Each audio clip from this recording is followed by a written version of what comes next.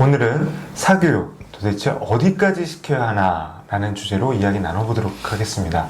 학부모님들 굉장히 관심을 가질 만한 주제인데 민감한 내용이기도 하죠. 그래서 현재 우리 사교육 실태를 점검해보고 그리고 그에 대한 대안 그리고 공교육에서 보완할 수 있는 부분은 어디까지일까 종합적으로 한번 이야기 나눠보도록 하겠습니다. 지금 현재 우리 사교육 실태 많이들 비판하시잖아요. 어떻습니까? 우리 아이만 뒤처지면 어쩌지? 이런 불안감이 있으신 것 같아요. 그래서 이제 7세 고시란 말이 유행하다가 이제는 4세 고시 이런 말 등장을 했습니다. 제가 실제 사례를 초등학생과 중학생 사례를 갖고 왔거든요. 한번 들어보죠. 첫 번째 사례입니다. 이제 초등학교 2학년 학생인데 영어, 수학, 피아노, 로봇과학 총 5개의 학원을 다닙니다. 매일매일 2개 이상의 학원을 다니고 있죠. 근데 어느 날부터 이 학생이 배가 자꾸만 아프기 시작한 거예요. 그래서 배가 아파서 학원도 못 가게 되고 학교 수업에도 자꾸만 조퇴하거나 빠지게 되고 어머니 너무 불안했어요. 그래서 근처에 있는 상담 전문의를 찾아가서 상담을 받았습니다. 상담 결과가 어땠는지 아세요? 요즘 아이들 근데 과도한 사교육으로 우울감이라든가 뭐 피로감을 많이 호소하고 있다고 들었거든요. 근데 부모님은 깜짝 놀라신 거예요. 우리 애가 그렇게 피로하고 스트레스를 받을 만한 일인가요? 저희 동네 다른 아이들도 다 이 정도는 다니는데요. 이렇게 반문했어요. 어떻습니까?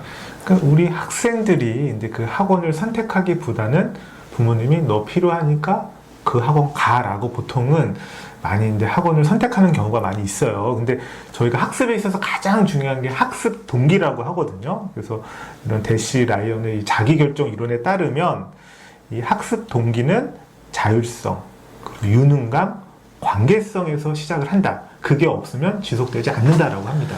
그 학부모님의 이제 입장에서 한번 보면 사교육을 시키면 시킬수록 결과가 좋을 것이다. 성과가 있을 것이다.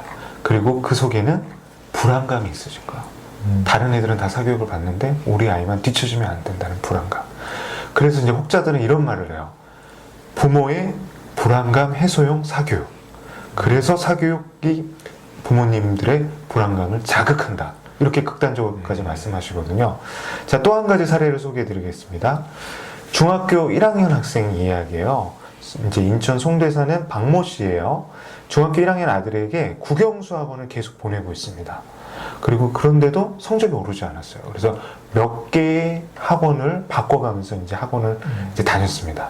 근데 도대체 성적이 오르지 않아서 어느 날 부모님께서 학원과 상담 후에 학원에서 받은 숙제를 점검해 주게 되셨어요. 그랬더니 이 학생이 숙제를 할 때 어떤 문제를 이해하기보다는 그 숙제 문제를 마치 복사하듯이 해결하고 제출하는데 급급했다라는 거죠. 이걸 본 부모님께서는 충격을 받으신 거예요. 그래서 결국엔 학원을 하나로 줄이고 집에서 공부 습관을 학생과 함께 계획하고 실천했다고 합니다. 그 결과에 오히려 성적이 올랐다는 얘기죠. 자, 이것이 의미하는 바가 뭐겠어요? 그러니까 저는 그 자기주도 학습이 가장 중요한데 학원에서 과도한 뭐 예를 들면 과제라든가 혹은 나의 수준과 맞지 않는 학습에 의해서 아이가 학습 피로라든가 학습에 흥미를 잃는 경우가 아니었을까. 그래서 학습이 충분히 효과를 발휘하지 못하고 있었기 때문에 참 안타까운 사연이었고 결론적으로는 아이가 스스로 자신의 부족한 점을 보완하거나 학습 목표를 세울 수 있는 그런 자기주도 학습, 그 다음에 학습의 메타인지를 좀 키워줘야 된다라는 생각이 듭니다. 그러니까 많이 시키는 것보다 어떻게 소화하느냐가 중요하다는 거죠. 우리 아이 성향과 맞지 않는 사교육은 시간 낭비, 돈 낭비가 될 수 있다는 거예요. 그렇다면 이거에 대한 우리 솔루션 한번 찾아봐야겠죠. 부모님이 불안해서 시작한 학원 일단은 점검해야 될 것 같아요. 어떤 부분에서 점검을 하면 좋을까요? 그러니까 우리 아이가 근데 학원을 가기 싫어하느냐 여부가 우선 첫 번째이고요. 그 다음에 갔다 와서 아이의 표정이 어둡거나 말이 없어진다. 그럼 뭔가 좀 문제가 있다라고 전 여겨집니다. 그러니까 무조건 학원 보내는 거, 나의 불안감을 해소하기 위해서가 아니라 우리 아이가 즐거워하는가. 두 번째, 이해 중심인가 암기 중심인가. 그리고 그 다음은 실제 효과가 있는가. 어떤 학생들의 성적일 수도 있고 표현력일 수도 있겠죠. 학생들의 어떤 태도일 수도 있어요. 그런 것들을 부모님께서는 관찰이나 여러 가지 객관적인 측정을 할 수 있는 도구들이 있거든요. 측정을 할 수 있을 것 같아요. 그런 것들. 그 다음에 아까 두 번째 사례 있었잖아요. 학원을 막 다니는데 오랫동안 다니고 있는데 성적은 안 올라요. 근데 학원 선생님하고 상담을 학원 선생님이 이런 말을 해요. 지금 학원을 다니고 있기 때문에 이 정도라도 유지하고 있는 겁니다. 과연 그럴까? 자, 학습 효과는 아까 우리 대 선생님이 말씀하신 것처럼 선택과 집중에서 나온다고 합니다. 자, 영어만 3군데 학원을 다녀요. 이런 경우 있죠? 어떻게 됩니까? 그 영어가 이제 저는 학원의 그 포트폴리오라는 생각이 들어요. 너무 중첩되거나 반복되거나 아이의 흥미와 맞지 않아서 역효과가 날 수도 있다라는 생각이 들고 학원도 아이랑 충분히 상의를 해서 아이의 상황을 좀 점검할 필요가 있다는 생각이 듭니다. 그 요즘에 이제 영어학원 같은 경우도 이제 어학원이나 어떤 전문학원 같은 경우는 단과는 별로 파트별로 나눠져 있죠. 근데 세 강좌를 듣게 되면 어떤 특정 요일날 몰아서 듣더라고요. 한 3-4시간, 막 길게는 그 이상의 수업을 그날 하루에 듣는데 우리 학생이 수용할 수 있는 부분이 없다는 거죠. 내가 부족한 부분이 뭘까? 우리 학생이 그 부분에 있어서 예를 들면 나는 리딩이 부족해. 나는 어휘가 부족해. 그러면 그거에 대한 집중적인 학습이 필요한 거죠. 그리고 이제 수학 같은 경우 많이 선행을 하잖아요. 어떤 부작용이 있을까요? 그러니까 선행을 하는데 근데 그 개념과 원리를 충분히 이해하고 뭐 이렇게 적용하는 게 아니라 식 중심에 그냥 수반 겉핥기식으로 알게 되고 또 막상 학교 수업에서 그걸 배울 때는 흥미를 잃어버려서 제대로 배우지 못하는 이런 부작용이 생긴다는 생각이 들어요. 그러니까 요즘 많은 학원들 같은 경우는 여러 가지 강좌를 쪼개서 이제 개설을 하고 그리고 이제 학습 코디네이터, 학습 컨설팅의 명목으로 이제 학생들을 정기적으로 이제 그 어떤 수업을 들어야 될지 컨설팅까지 해주더라고요. 그럼 맞춤형 수업이 가능하지 않을까라고 생각했지만 오히려 우리 학생들의 부담감과 스트레스가 커지고 막상 효과는 이제 미미한 상황이에요. 이런 것들에 대한 대안, 아까 이제 선택과 집중이 필요하다라고 했는데 우리 아이에게 꼭 학원이 필요한 것이 무엇인가? 그 강좌를 선택해서 듣고 그리고 나머지는 다른 대안들이 있죠. 어떤 대안들이 있습니까?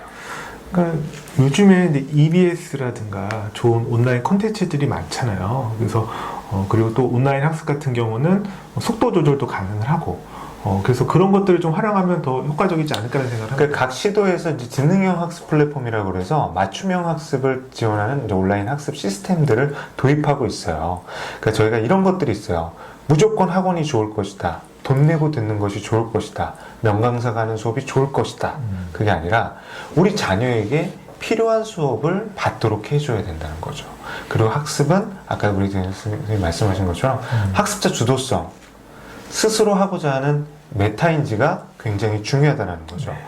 그리고 이제 이런 것들 사교육비를 줄이고도 성과낸 부모님들의 공통점 어떤 것들이 있는지 아세요? 그러니까 근데 보통 부모님들은 학원에 맡기면 부모님의 역할은 끝났다라고 생각하시는 경우가 있는데 학습에 있어서 어떻게 보면 코칭 역할은 학원에만 의존하면 안 된다는 생각이 들어요. 학부모도 함께 해야 되고 학원과도 공유를 해야 된다는 생각이 듭니다. 그리고 아이가 저는 이 얘기를 꼭 하고 싶어요. 우리 옛날에 해밍웨이가 배를 만들게 할 거면 바다에 대한 열망을 갖게 하라. 공부나 학원을 다니게 할 거면 공부의 목적, 진로에 대한 그런 것들을 꿈을 키워줘야 되는데 그런 거 없이 뭐 하고 싶은 게 있니? 그럼 저는 없는데 이런 아이를 학원에 자꾸 보낸다고 해서 성적 향상이나 자발적인 학습이 가능할까 저는 의문입니다. 그러니까 요즘에 학원들 많이 테스트나 이런 것들을 상담을 하잖아요. 학원에서도. 근데 그런 것들이 보면은 단편적이고 어떤 강좌 수강 방식의 어떤 대안들 그런 것들이 이제 제공된단 말이에요.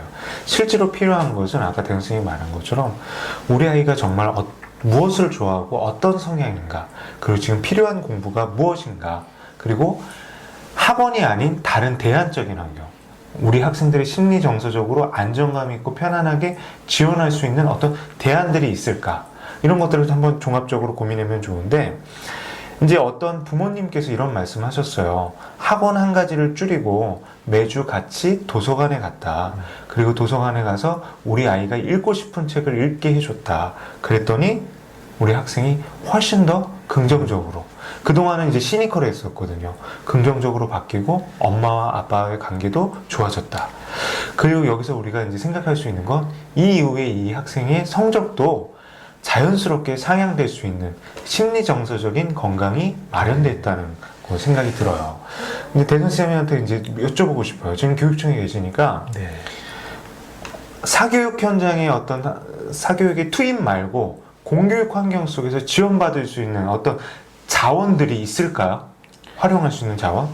그러니까 뭐 가장 흔하게 방과후 학교나 늘보험 학교 얘기를 안 할 수가 없을 것 같아요. 근데 아이가 학교 끝나고 내가 익숙한 학교에서 그리고 익숙한 친구들과 함께 뭔가 좀 특기적성, 뭐 코딩 교육이나 여러 가지 좀 다양한 예체능 교육을 받을 수 있는 곳이 학교거든요. 그래서 이제 그걸 물론 학원 가기 전에 시간을 보내는 역할로 쓰기도 하지만 아이가 평소에 좀 관심 있지만 학원 보내기 좀 그랬던 다양한 영역의 이런 것들을 좀 경험시켜주는 좋은 계기로 삼으면 어떨까라는 생각이 듭니다.